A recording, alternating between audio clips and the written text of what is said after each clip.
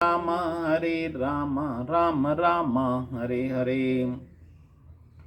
अथ द्वितीयोध्याय भगवान का गर्भ प्रवेश और देवताओं के द्वारा स्तुति। श्री शुक उवाच। श्री सुखदेव जी कहते हैं कि परीक्षित कंस एक तो बड़ा बली था, दूसरे मगध नरेश जरासंध की उसे बहुत बड़ी सहायता प्राप्त थी, तीसरे उसके साथी थे प्रलंबासुर, बकासुर, चाणूर, तृणावर्त, अघासुर, मुष्टिक, अरिष्टासुर, द्विविध, पूतना, केसीर, धनुक तथा बाणासुर और भौमासुर आदि बहुत से दैत्य राजा उसके सहायक थे। इनको साथ लेकर वह यदुवंशियों को नष्ट करने लगा। वे लोग भयभीत होकर कुरु, पंचाल, के साल, विदर्भ, निषद, विदेह, कौशल आदि देशों में जा बसे थे। कुछ लोग ऊपर ऊपर से और मन के अनुसार काम करते हुए उनकी सेवा में लगे रहे। जब कंस ने एक एक करके देवकी के 6 बालक मार डाले, तब देवकी के साथ वे गर्भ में भगवान के अंश स्वरूप श्री शेष जी, जिन्हें अनंत भी कहते हैं, पधारे।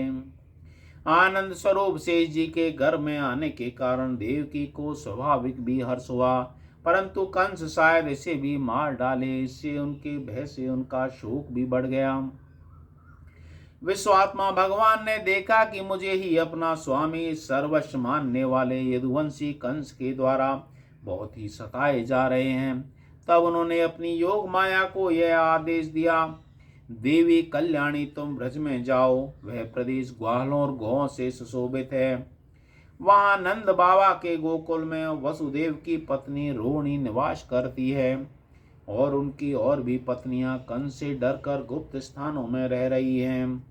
इस समय मेरा वह अंश जिसे शेष कहते हैं, देवकी के उदर में गर्भ रूप से स्थित है और उसे वहां निकाल कर तुम रोहिणी के पेट में रख दो। कल्याणी में अपने समस्त ज्ञान बल आदि अंशों के साथ देवकी का पुत्र बनूंगा और तुम नंद बाबा की पत्नी यशोदा के गर्भ से जन्म लेना।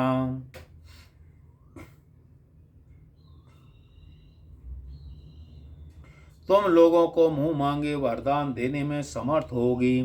मनुष्य तुम्हें अपनी समस्त अभिलाषाओं को पूर्ण करने वाली जानकर धूप, दीप, नैवेद्य और अन्य प्रकार की सामग्रियों से तुम्हारी पूजा करेंगे। पृथ्वी में लोग तुम्हारे लिए बहुत से स्थान बनाएंगे और दुर्गा, भद्रकाली, विजया, वैष्णवी, कुमुदा, चंडिका, कृष्णा, माधवी, कन्या, माया, नारायणी, ईशानी, शारदारंबिका आदि बहुत से नामों से पुकारेंगे। देवकी के गर्भ में से खींचे जाने के कारण शेष जी को लोग संसार में संकर्षण कहेंगे और लोकारंजन करने के कारण राम कहेंगे और बलवानों में श्रेष्ठ होने के कारण बलभद्र भी कहेंगे। जब भगवान ने इस प्रकार आदेश दिया, तब योग माया ने जो आज्ञा ऐसे कहकर उनकी बात शिरोधार्य की और उनकी परिक्रमा करके वे पृथ्वी लोक में चली आई तथा भगवान ने जैसा कहा था वैसे ही किया। जब योग माया ने देवकी का गर्भ ले जाकर रोहिणी के उदर में रख दिया, तब पूर्ववासी बड़े दुख के साथ आपस में कहने लगे, हाय बेचारी देवकी का गर्भ तो नष्ट ही हो गया।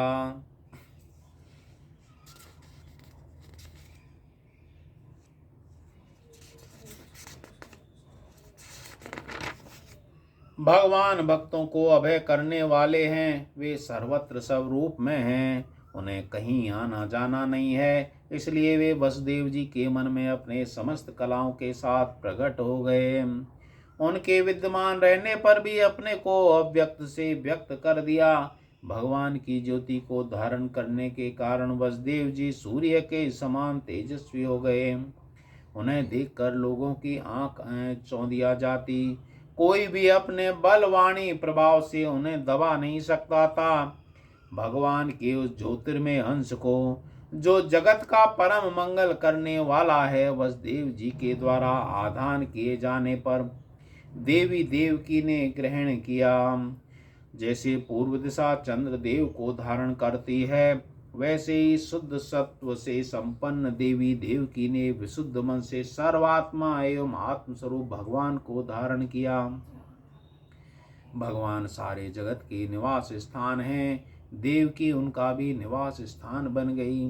परंतु घड़े आदि के भीतर बंद किए हुए दीपक का और अपनी विद्या दूसरे को न देने वाले ज्ञान कल की श्रेष्ठ विद्या का प्रकाश जैसे चारों ओर नहीं फैलता, वैसे ही कंस के कारागार में बंद देवकी की भी उतनी शोभा नहीं हुई। देवकी के गर्भ में भगवान विराजमान हो गए। उनके मुख पर पवित्र मुस्कान थी और उनके शरीर की कांति से बंदी गृह जगमगाने लगा। जब कंस ने उसे देखा तब वह मनी मन कहने लगा, अब की बार मेरे प्राणों के ग्राहक विष्णु ने इसके गर्भ में अवश्य प्रवेश किया है, क्योंकि इसके पहले देवकी की कभी ऐसी न थी। अब कि इसके विषय में शीघ्र से शीघ्र मुझे क्या करना चाहिए? देवकी को मारना तो ठीक न होगा, क्योंकि वीर पुरुष स्वार्थवश अपने पराक्रम को कलंकित नहीं करते। एक तो यह स्त्री, दूसरी बहन, तीसरे गर्भवती है। इसको मारने से तो तत्काल ही मेरी कीर्ति, लक्ष्मी, आयु नष्ट हो जाएगी। वह मनुष्य तो जीवित रहने पर भी मरा हुआ है, जो अत्यंत क्रूरता का व्यवहार करता है। उसकी मृत्यु के बाद लोग उसे गाली देते हैं। इतना ही नहीं, वह देहाभिमानियों के घोर नरक में अवश्य जाता है। यद्यपि कंस देवकी को मार सकता था, किंतु वह स्वयं ही अत्यंत क्रूरता के विचार से निवृत्त हो गया। अब भगवान के प्रति दृढ़ वैर का भाव मन में गांठ कर उनके जन्म की प्रतीक्षा करने लगा। श्री कृष्ण गोविंद हरे मुरारी, हे नाथ नारायण वासुदेवा। वह उठते बैठते, खाते पीते, सोते जागते, चलते फिरते सर्वथाई श्री कृष्ण के चिंतन में लगा रहता। जहाँ उसकी आंख पड़ती वहाँ कुछ खंग का होता, वहाँ उसे श्री कृष्ण दिख जाते। इस प्रकार उसको सारा जगत ही श्री कृष्ण में दिखने लगा। परीक्षित, भगवान शंकर और ब्रह्मा जी कंस के कैद खाने में आए। उनके साथ अपने अनुचरों के सहित समस्त देवता, नारद आदि ऋषि भी थे। वे लोग सुमधुर वचनों से सबकी अभिलाषा पूर्ण करने वाले श्री हरि की इस प्रकार स्तुति करने लगे। ध्यान तो वही था। सत्यव्रतम सत्यपरम त्रिसत्यम, सत्यस्य योनिम नेते च सत्ये, सत्यस्य सत्यमत सत्यनेत्रम, सत्यात्मकम त्वाम शरणं प्रपन्नाम। प्रभु आप सत्य संकल्प हैं। सत्य आपकी प्राप्ति का श्रेष्ठ साधन है। सृष्टि के पूर्व, प्रलय के पश्चात और संसार की स्थिति के समय इन असत्य अवस्थाओं में भी आप सत्य हैं। पृथ्वी, जल, तेज, वायु और आकाश, इन 5 दृश्यमान सत्यों के आप ही कारण हैं। और उनमें आप अंतर्यामी रूप से विराजमान हैं। आप इस दृश्यमान जगत के परमार्थ स्वरूप हैं। आप ही मधुर वाणी और समदर्शन के प्रवर्तक हैं। भगवान, आप तो बस सत्य स्वरूप ही हैं। हम सब आपकी शरण में आए हैं। यह संसार क्या है? एक सनातन वृक्ष। इस वृक्ष का आश्रय है एक प्रकृति। इसके 2 फल हैं, सुख दुख। 3 जड़ें हैं, सत्व रज तम। 4 रस हैं, धर्म अर्थ काम और मोक्ष। इनके जानने के 5 प्रकार हैं, सोत, त्वचा, नेत्र, रसना, नासिका। और 6 स्वभाव हैं, पैदा होना, रहना, बढ़ना, बदलना, घटना, नष्ट हो जाना। इस वृक्ष की छाल हैं, 7 धातु में, रस, रुधिर, मांस, मेद, अस्थि, मज्जा, शुक्र। 8 शाखाएं हैं, 5 महाभूत, मन, बुद्धि, अहंकार। इसमें मुख आदि 9 द्वार खोड़ हैं। प्राण, अपान, व्यान, उदान, समान, नाग, कूर्म, कक्कल, देवदत्त, धनंजय। 10 प्राणी, इसके 10 पत्ते हैं। इस संसार रूप वृक्ष पर 2 पक्षी हैं, जीव और ईश्वर। इस संसार रूप वृक्ष की उत्पत्ति के आधार एकमात्र आप ही हैं। आप में ही इसका प्रलय होता है और आपके अनुग्रह से इसकी स्थिति की रक्षा भी होती है। आपका चित्त आपकी माया से आवृत हो रहा है। इस सत्य को समझने की शक्ति खो बैठा है। वे ही उत्पत्ति, स्थिति, प्रलय करने वाले ब्रह्मादि देवताओं को अनेक दिखते हैं। तत्वज्ञानी पुरुष तो सबके रूप में केवल आपका ही दर्शन करते हैं। आप ज्ञान स्वरूप आत्मा हैं, चराचर जगत के कल्याण के लिए अनेकों रूप धारण करते हैं।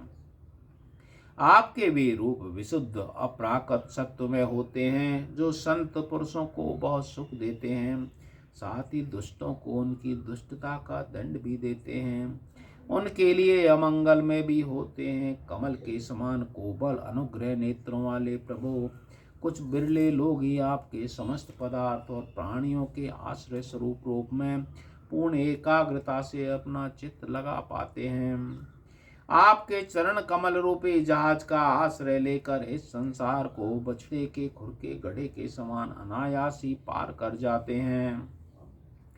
क्यों न हो अब तक के संतों ने इसी जहाज से संसार सागर को जो पार किया है। परम प्रकाश स्वरूप परमात्मन आपके भक्तजन सारे जगत के निष्कपट प्रेमी सच्चे हितैषी होते हैं। वे स्वयं तो इस भयंकर कष्ट से पार करने योग संसार सागर को पार कर ही जाते हैं, किंतु औरों के कल्याण के लिए भी वे यहाँ आपके चरण कमलों की नौका स्थापित कर जाते हैं। वास्तव में सत्य पुरुषों पर आपकी महान कृपा है, उनके लिए आप अनुग्रह स्वरूप ही हैं। कमल नयन, जो लोग आपके चरण कमलों की शरण नहीं लेते तथा आपके प्रति भक्ति भाव से रहित होने के कारण जिनकी बुद्धि भी शुद्ध नहीं है, वे अपने को झूठ मूठ मुक्त मानते हैं। वास्तव में तो वे बद्धी हैं। वे यदि बड़ी तपस्या और साधना का कष्ट उठाकर किसी प्रकार ऊंचे से ऊंचे पद पर भी पहुंच जाएं तो वहां से नीचे गिर जाते हैं। परंतु भगवान, जो आपके अपने निज जन हैं, जिन्होंने आपके चरणों में अपनी सच्ची प्रीति जोड़ रखी है, वे कभी उन ज्ञानाभिमानियों की भांति अपने साधन मार्ग से गिरते नहीं। प्रभु, वे बड़े बड़े विघ्न डालने वालों की सेना के सरदारों के सिर पर पैर रखकर निर्भय विचरते हैं। कोई भी विघ्न उनके मार्ग में रुकावट नहीं डाल सकते, क्योंकि उनके रक्षक आप जो हैं। आप संसार की स्थिति के लिए समस्त देहधारियों को परम कल्याण प्रदान करने वाले विशुद्ध सत्य में सच्चिदानंद में परम दिव्य मंगल विग्रह प्रकट करते हैं। उस रूप के प्रकट होने से ही आपके भक्त वेद कर्म कांड अष्टांग योग तपस्या समाधि के द्वारा आपकी आराधना करते हैं। बिना किसी आश्रय के वे किसकी आराधना करेंगे। प्रभु, आप सबके विधाता हैं। यदि आपका यह विशुद्ध सत्य में निस्वरूप न हो तो अज्ञान और उसके द्वारा होने वाले भेदभाव को नष्ट करने वाला अपरोक्ष ज्ञान ही किसी को ना हो।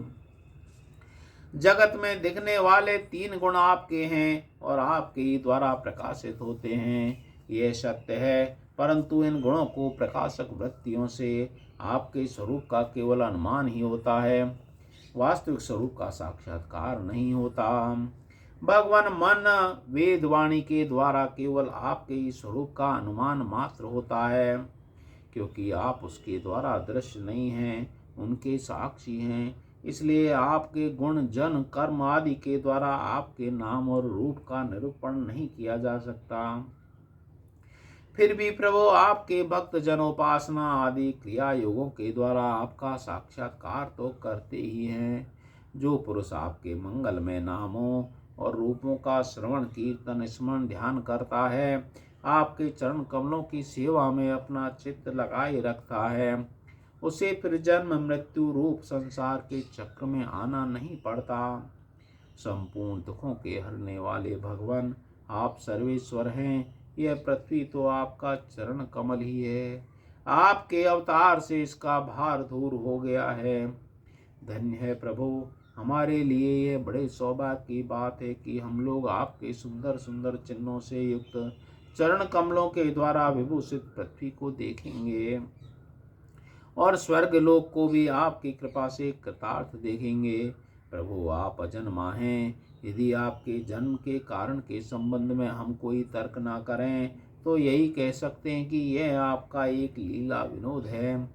ऐसा कहने का कारण यह है कि आप तो द्वैत के क्लेश से रहित सर्वाधिष्ठान स्वरूप हैं और इस जगत की उत्पत्ति स्थिति प्रलय ज्ञान के द्वारा आप में ही आरोपित है। श्री कृष्ण गोविंद हरे मुरारी, हे नाथ नारायण वासुदेवा। प्रभु आपने जैसे अनेकों बार मत्स्य है ग्रीव कच्छप नृसिंह वराह हंस राम परशुराम वामन अवतार धारण करके हम लोगों की और तीनों लोगों की रक्षा की है, वैसे ही आप इस बार भी पृथ्वी का भार हरण कीजिए। यदुनंदन हम आपके चरणों में वंदना करते हैं। देवकी को संबोधित करके कहा, माता जी यह बड़े सौभाग्य की बात है कि आपकी कोख में हम सबका कल्याण करने के लिए स्वयं भगवान पुरुषोत्तम अपने ज्ञान बल आदि अंशों के साथ पधारे हैं। अब आपने कंस से तनिक भी मत डरिए, अब तो वह कुछ ही दिनों का मेहमान है, आपका पुत्र यदुवंश की रक्षा करेगा। श्री सुखदेव जी कहते हैं कि परीक्षित ब्रह्मादि देवताओं ने इस प्रकार भगवान की स्तुति की। इनका रूप यह है, इस प्रकार निश्चित रूप से तो कहा नहीं जा सकता। सब अपनी अपनी मति के अनुसार अपना उसका निरूपण करते हैं। इसके बाद ब्रह्मा शंकर जी को आगे करके देवगण स्वर्ग में चले गए।